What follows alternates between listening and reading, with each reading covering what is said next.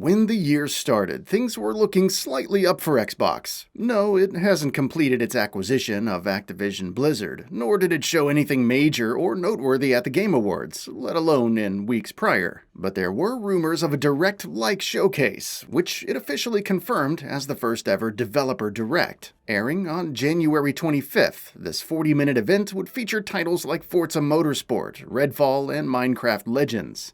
More importantly, the official Xbox blog in Germany indicated that we would be getting release dates for all these titles. Starfield won't be present at the show, but it's getting a separate showcase at a later date. Considering the utter lack of big-name exclusives in more than a year, having some quality titles to look forward to in the coming months sounds nice, especially since Xbox committed to launching these games before June 31st, 2023. While the Developer Direct is still a bright spot for Xbox, it can't hide the dreary and dismal shadow that the company continues to cast with its gaming efforts. In recent news, Microsoft laid off 10,000 employees due to macroeconomic conditions and changing customer priorities. Bloomberg's Jason Schreier reported that Bethesda Game Studios and 343 Industries were affected, while Kotaku added the coalition to the list. For those following the tech industry, such layoffs probably aren't surprising, as employees for Amazon and Meta also face the same. There have been warnings of a recession for months after all. However, these feel like another stumbling block for the company that's been struggling to find its footing for years in gaming. 343 Industries was reportedly hit hard by the layoffs, and though multiplayer support will continue, the campaign team has suffered greatly. Creative director Joseph Staten, arguably the biggest driving force in pushing Infinite towards the finish line after so many troubles, has also left and rejoined Xbox's publishing arm. 343 Industries has faced backlash since Infinite's initial gameplay reveal. The worst was last year due to content and feature delays and the cancellation of features like split-screen co-op. Things seem to be on the right track following the release of Forge, and the team was still committed to its 2023 roadmap.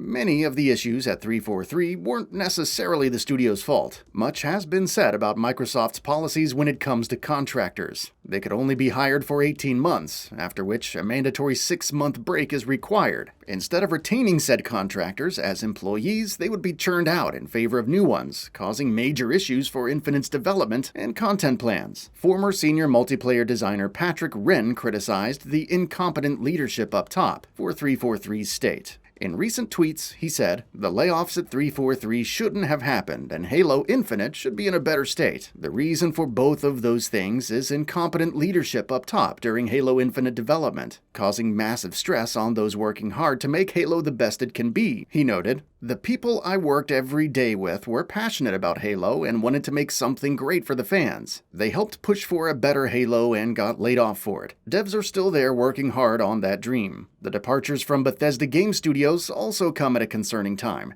Yes, Starfield is getting a showcase and still reportedly launching in the first half of 2023, but let's not forget prior reports from employees who told Schreier of the problematic state of the game when its initial launch date was revealed. It's reportedly garnering positive impressions from playtesters, but time will tell. When Xbox announced the acquisition of several studios like Ninja Theory, Compulsion Games, Playground Games, and Undead Labs in June of 2018, it was viewed as a positive first step for the company's lackluster first-party support. The addition of companies like In Exile Entertainment and Double Fine, not to mention the establishment of World's Edge and The Initiative, were also viewed positively. Of course, it only continued to expand with the acquisition of ZeniMax Media and its studios including Bethesda, Arcane, and many more. But despite a burgeoning Game Pass, which saw significantly reduced growth in subscribers last year, it still struggled with its first-party offerings. Projects like State of Decay 3, Compulsion Games' next title, Fable, Perfect Dark, and Senua's Saga Hellblade 2, and Everwild continue languishing without updates. Reports of troubled development, whether it's Everwild seemingly having no clear vision or numerous departures from the initiative, also circulated. Allegations of toxic work environment at State of Decay 3 developer Undead Labs were reported, with Microsoft reportedly not responding to employee concerns quickly enough. Of course, there's also its acquisition of Activision-Blizzard last year for $68.7 billion.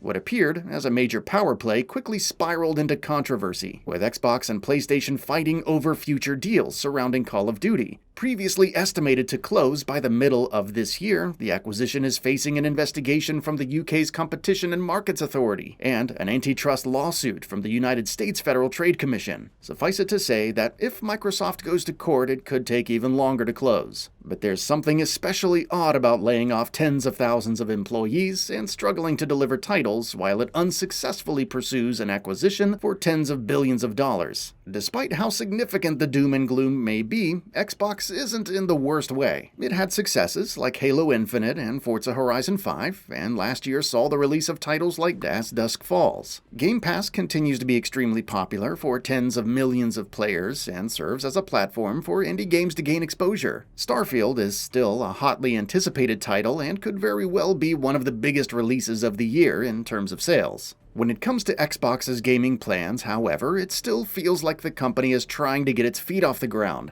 A lot of the hype and promises come off as talk without addressing the core fundamental issues underlying the lack of releases or the well-being of its employees. Meanwhile, Sony is preparing to launch PlayStation VR 2 in February with several exclusives, never mind the high-profile titles coming to PlayStation 5 later this year, like Marvel's Spider-Man 2 and so on. Perhaps we'll see a significant shift at Xbox's developer direct with firmer commitments to its current releases. Maybe there will be fewer world premieres and more announcements with actual gameplay and tangible release windows. Xbox has been playing catch-up with its game offerings for a while now. If there's ever been a time it should show up, both for its fans and for its employees, 2023 is it.